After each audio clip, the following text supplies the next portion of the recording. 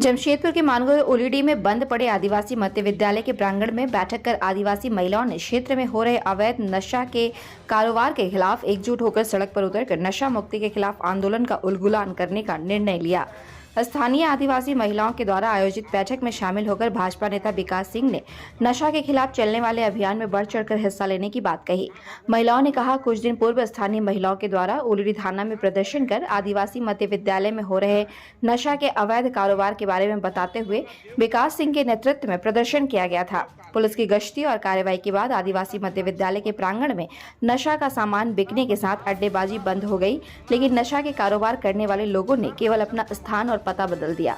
उनका कारोबार क्षेत्र के पतली पतली गलियों के साथ ओलीडी के खाली पड़े स्थान में जोर शोर से चल रहा है, जिससे मध्य विद्यालय के अगल बगल तो लोगों को शांति मिल गई है, लेकिन अन्य क्षेत्रों में नशा के कारोबार करने वाले अपराधियों का तांडव और बढ़ गया है। खुलेआम गांजा, चरस, हेरोइन, ब्राउन शुगर और अवैध लॉटरी का कारोबार चल रहा है। महिलाओं ने बताया कि इसका सबसे ज्यादा प्रभाव पढ़ने लिखने वाले बच्चों पे पड़ रहा है। ओलीडी क्षेत्र में अधिकांश लोग रोज कमाने खाने वाले हैं। प्रतिदिन मजदूरी करने वाले लोग नशा गिरोह के शिकंजे में आ गए हैं। मजदूरी करके मिले हुए रुपए से वो लोग नशा का सामान खरीद कर सेवन कर रहे हैं, जिससे घर में रह रही महिलाओं के सामने भूखमरी की समस्या उत्पन्न हो जा रही है। पूरा पैसा नशा के सामान खरीदने में चले जाने के कारण विद्यालय में बच्चों का फीस नहीं भर पाने के कारण बच्चों का नाम विद्यालय से काट दिया जा रहा है। महिलाओं ने कहा, कानून व्यवस्था चरमरा गई है। अब हम सभी महिलाओं को ही आगे आकर सड़क पर उतरकर अपनी रक्षा करनी होगी। मौके पर पहुंचे भाजपा नेता विकास सिंह ने स्थानीय थानेदार को फोन कर मामले की जानकारी देते हुए कहा, पूरा क्षेत्र नशे के कारण बर्बाद हो रहा है। बच्चे पढ़ाई लिखाई छोड़ नशा की ओर बढ़ते जा रहे हैं। रोज कमाने खाने वाले मजदूर मजदूरी करके आने के बाद सारा पैसा नशा के सामान एवं डेली लॉटरी खरीदने में खर्च कर दे रहे हैं, जिससे लोगों का जीवन यापन करने में दिक्कत हो रही है। स्थानीय थानेदार ने भरोसा दिलाते हुए कहा, कोई भी नशाखुरानी का अपराधी बख्शा नहीं जाएगा।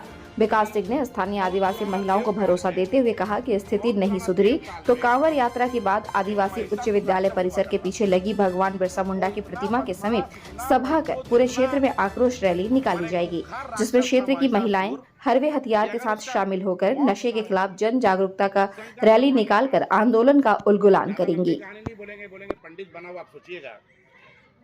ओलीडी में जो भी गैर कानूनी काम है बहुत खुलेआम होता है। इससे हमें बहुत दिक्कत होती है। हमें अपने बच्चों के फ्यूचर के बारे में बहुत ही चिंता होती है कि आगे ये लोग क्या करेगा। इसी बात से दिक्कत है हमें। आज बंद पड़े आदिवासी मध्य विद्यालय के प्रांगण में स्थानीय बहनों और माताओं ने बुलाया। आपको याद होगा, कुछ दिन पहले हम इन्हीं माताओं और बहनों के साथ ओलीडी थाना में प्रदर्शन कर इस परिसर में हो रहे अवैध कारोबार की जानकारी दिया था। आए दिन दहाड़े 24 घंटे यहाँ ना केवल अड्डाबाजी होती थी, बल्कि अवैध नशा के सामान के बिक्री के साथ साथ गलत हरकतें भी होती थी।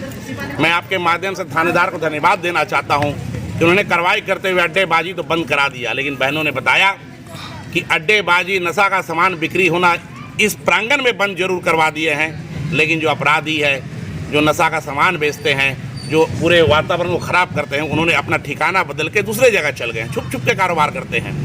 हमने अभी फ़ोन किया स्थानीय थानेदार को, उन्होंने मुझे पूरा भरोसा दिलाया कि निश्चित रूप से कार्रवाई होगी, कोई भी बख्शा नहीं जाएगा। और मैंने भी इन्हें भरोसा दिलाया बहनों को कि मैं कांवड़ यात्रा में जा रहा हूँ। वहाँ से आने के बाद स्थिति नहीं सुधरी तो हम लोग भगवान बिरसा मुंडा की जो प्रतिमा यहाँ लगी हुई है, उस प्रतिमा को माल्यार्पण करके हम लोग पैदल मार्च सारे ओलीडी के हर गली हर कस्बे में करने का काम करेंगे। बहुत बहुत धन्यवाद।